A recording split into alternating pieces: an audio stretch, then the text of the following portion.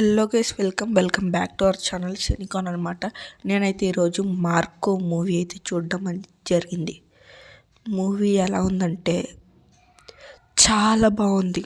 నేను అసలు zero expectations. Malayalam movies అంటే ఎలా ఉంటాయి, స్లోగా ఉంటాయి. అలా అని నేను తక్కువ అంచనా వేయలేదు. ఫస్ట్ నుంచి వీళ్ళైతే బ్లడ్ని హైలైట్ చేస్తున్నారు. నేను అప్పుడే అనుకున్నా ఇదేదో ఊర మాస్ గుండిద్దని, బ్లడ్ ఎక్కువ ఉండిద్దని అయితే నేనైతే ముందే ఎక్స్పెక్ట్ చేశా. ఎందుకంటే వీళ్ళు ఫస్ట్ నుంచి బ్లడ్ని హైలైట్ చేస్తున్నారు. ప్రతి పోస్టర్లో, ట్రైలర్లో, టీజర్లో అన్నిట్లో బ్లడ్ అయితే పక్కా.